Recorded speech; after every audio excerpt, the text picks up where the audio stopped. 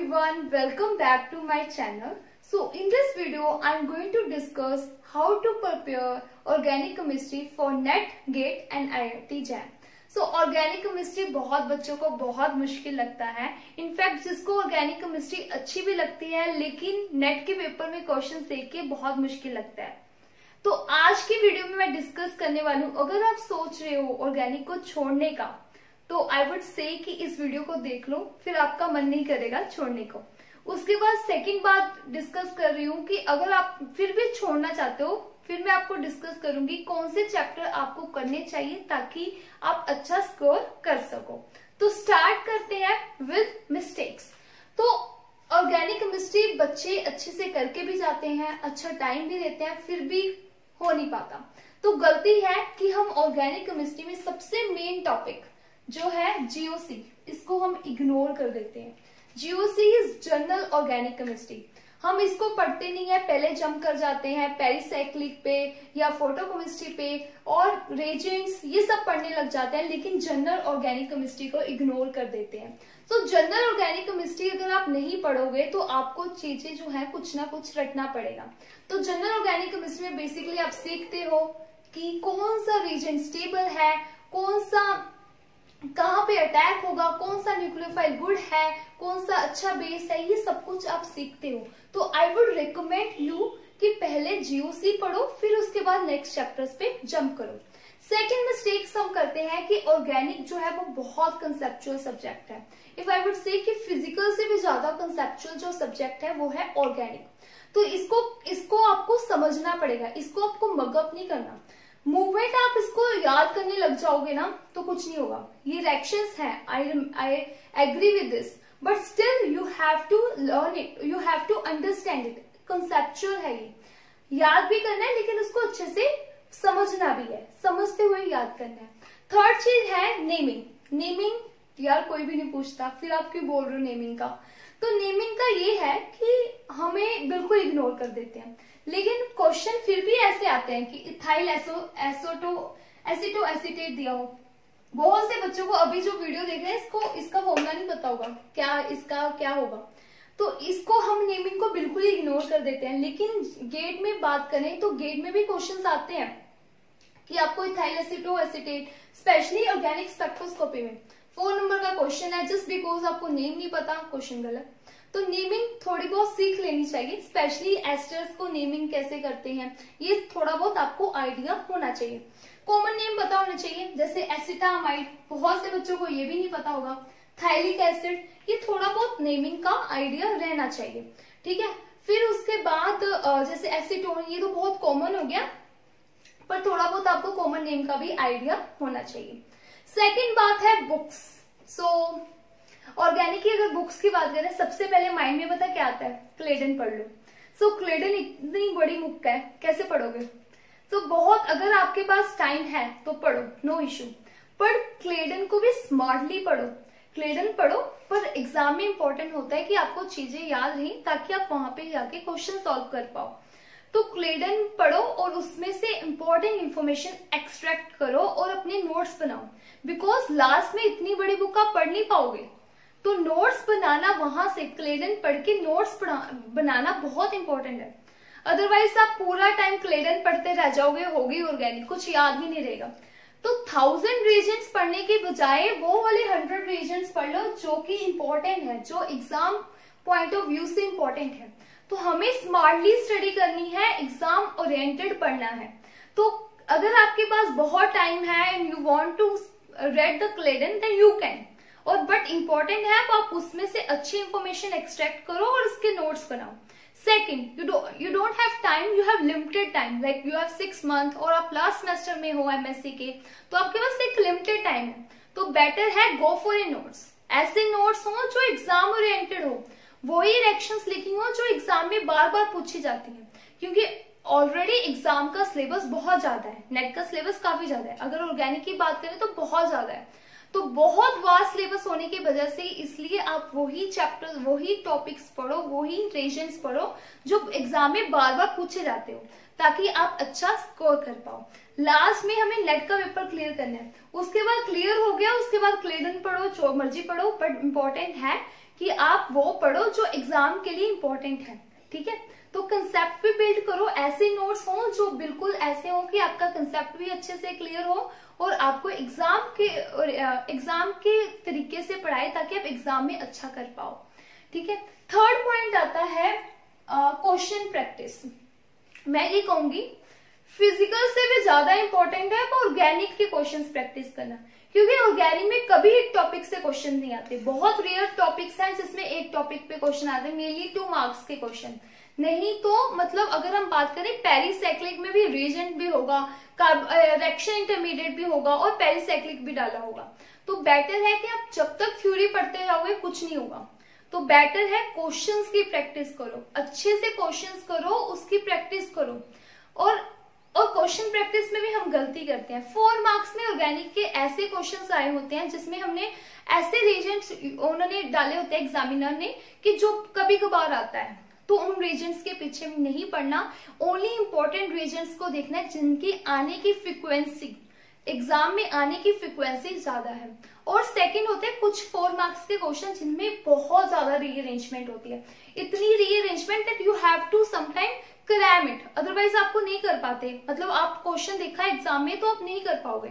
वैसे क्वेश्चंस के पीछे नहीं पढ़ना, क्योंकि 4 मार्क्स में आपके पास 60 क्वेश्चन रहते हैं, 60 में से आपको ओनली 25 अटेम्प्ट करने पड़ते हैं। तो कुछ क्वेश्चंस तो छोड़ने के लिए ही बने होते हैं, वैसे क्वेश्चंस को छोड़ना है, वैसे क्वेश्चंस को प्रैक्टिस नहीं करनी, स्मार्टली स्टडी करना है। उन टॉपिक्स को, उन क्वेश्चंस को बार बार उठाना है जो बार बार रिपीट हो रहे हैं, जो कंसेप्ट बार बार रिपीट हो रहे हैं। उन क्वेश्चंस को नहीं देखना जो बहुत कॉम्प्लेक्स है और ऐसे रीजन्स हैं जो कभी कभार पेपर में आते हैं। वैसे रीजन्स की एक्सेप्शंस वगैरह नहीं पढ़ी, मतलब ऐसे भी इतना पीछे भी नहीं पड़ जाना कि वो टॉपिक्स पढ़ने लग जाओ जिसकी फ्रीक्वेंसी इतनी कम है और बाद में पता नहीं वो आएगा या नहीं आएगा। ठीक है, तो स्मार्टली क्वेश्चंस प्रैक्टिस करो, नेट की करो, 2011 से लेके 2020 तक कर लो। बहुत पेपर है, 2 बार हुए हैं एक्सेप्ट 2020 में या 2021 में। ठीक है, जो गेट के पेपर में ऑर्गेनिक आती है वो काफी इजी आती है एज कम्पेयर टू नेट, पर गेट में ये इश्यू रहता है कि हमें सारे क्वेश्चन अटेम्प्ट करने पड़ते हैं। नेट में तो हम छोड़ सकते हैं, तो गेट के क्वेश्चंस, गेट के लिए आप ऐसे कर सकते हो, नेट के क्वेश्चंस भी प्रैक्टिस कर सकते हो और गेट के भी फाइन, और आईआईटी जैम के प्रीवियस ईयर क्वेश्चंस को भी। ठीक है, और अगर आप बात करो नेट के लिए भी आप गेट के क्वेश्चंस प्रैक्टिस कर सकते हो। कई बार ऐसा हो जाता है कि गेट का क्वेश्चन नेट में आ जाता है और नेट का क्वेश्चन गेट में आ जाता है। फाइन, तो अभी तो हमने बात कर ली प्रीवियस ईयर क्वेश्चंस की, नेक्स्ट हम बात करते हैं लर्निंग टेक्निक्स की। हम बोल रहे हैं कि ऑर्गेनिक कंसेप्चुअल है, ठीक है, तो अगर आप मेरी बात से एग्री करते हो तो सेकंड बट आपको लर्न तो करना ही पड़ता है। बहुत से बच्चे क्या करेंगे, कॉपी खोल के ऐसे पढ़ने लग जाएंगे रिएक्शंस, तो रिएक्शन पढ़ने से कभी याद होगी ही नहीं। तो बेटर है जो भी आप रिएक्शन याद कर रहे हो, जो भी मैकेनिज्म याद कर रहे हो उसको अच्छे से लिखो। ठीक है, उसको अच्छे से लिखो और याद ऐसे ही होगा। तो और उसके बाद जो भी रीजन्स हैं, जो भी हैं, वो सब कुछ उसको उसका मतलब एंड में लिखो, ये रीजन्स आपने याद किए ताकि आपको याद रहे। फाइन, तो यही अच्छा तरीका है कि आपको उसको साथ साथ में लिखते हुए चलो, नोटबुक साथ में रखो और पेन साथ में रखो।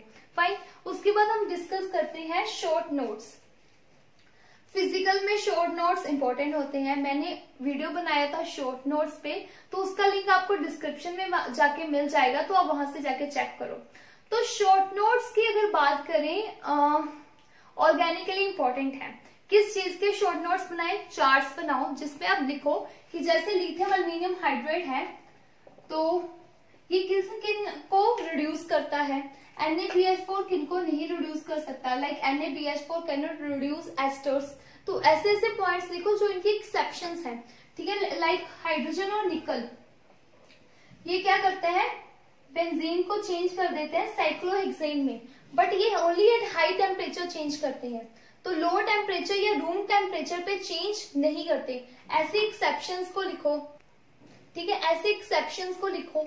तो ऐसे शॉर्ट नोट्स बनाना इंपॉर्टेंट है। जो जो आप गलतियां करो, जैसे आपने टेस्ट दिया कोई गलती हो रही है, उनको लिखो। तो ये चीजें ऑर्गेनिक में इंपॉर्टेंट है। और कुछ रीजन्स होते हैं जो आपको भूलते होते हैं, है ना, और कुछ रीजन थोड़े मुश्किल लग रहे होते हैं, उनको लिखो। तो शॉर्ट नोट्स ऑर्गेनिक के लिए भी इंपॉर्टेंट है, बिकॉज ऑर्गेनिक में भी याद करने वाली काफी चीजें होती हैं। फाइन, उसके बाद बात करते हैं चैप्टर्स।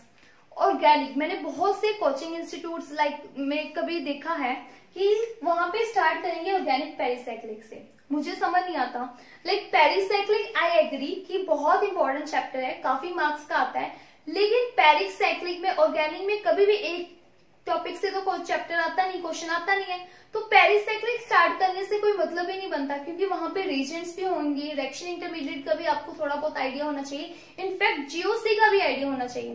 तो कोई मतलब ही नहीं बनता कि आप पेरिसाइक्लिक से स्टार्ट कर दो। तो हमेशा आपको जीओसी से चलना है, जिसमें आप कंसेप्ट समझोगे कि ऑर्गेनिक क्या है, इंडक्टिव इफेक्ट क्या है, न्यूक्लियोफाइल क्या है, बेस क्या है, कौन सा अच्छा बेस है।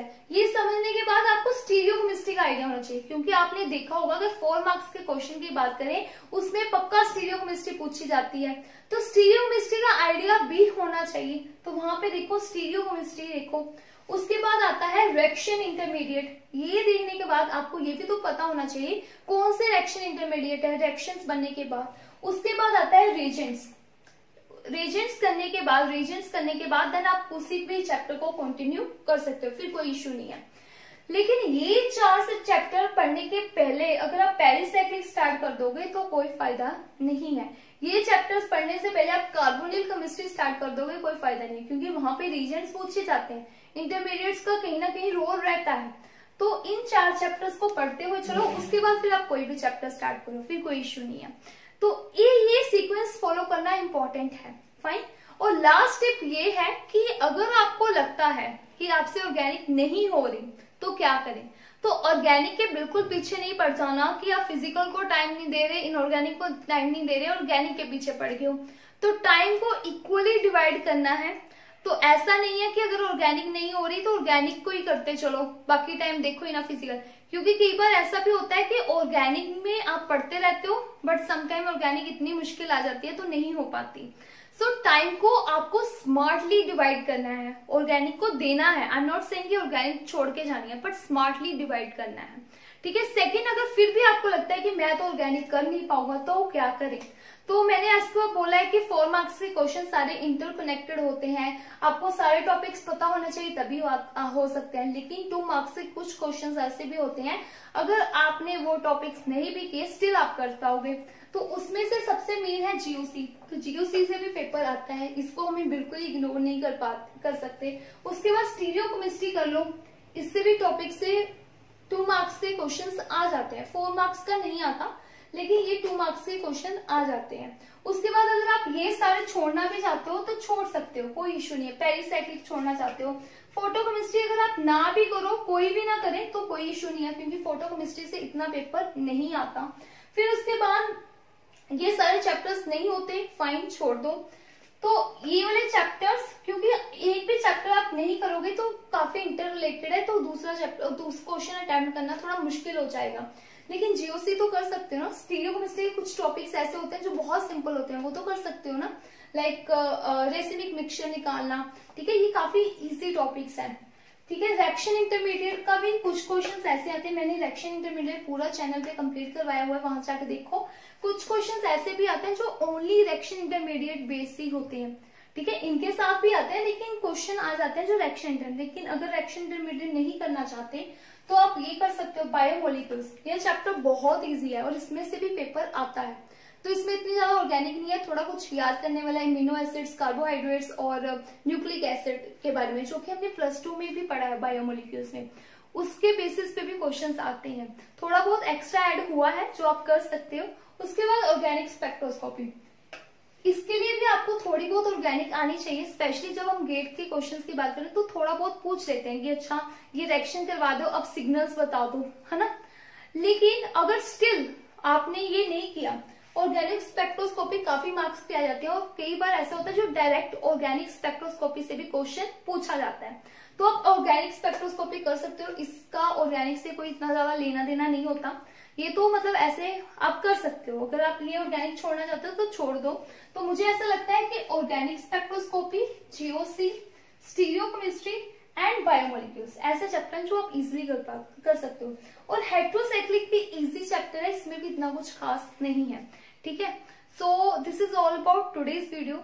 तो आज की वीडियो में हमने डिस्कस किया कौन कौन सी गलतियां जो हमें नहीं करनी, कैसे बुक्स नोट्स इंपॉर्टेंट है, फिर उसके बाद हमने डिस्कस किया क्वेश्चंस की प्रैक्टिस कैसे करनी है। वो क्वेश्चंस के पीछे बिल्कुल नहीं पड़ना जिसमें बहुत ज्यादा रीअरेंजमेंट है, अपने दिमाग को प्रेशर नहीं देना, कॉन्फिडेंस बिल्ड करना इंपॉर्टेंट है कि आप कर सकते हो। सो आई थिंक मैंने जो भी है वो सब कवर कर लिया है। अगर आपको डाउट है तो आप मुझे कमेंट बॉक्स में पूछ सकते हो। You can also follow me on Instagram, आप मुझे इंस्टाग्राम पे फॉलो कर सकते हो, आप मुझे मेल भी कर सकते हो। And thank you so much for watching this video.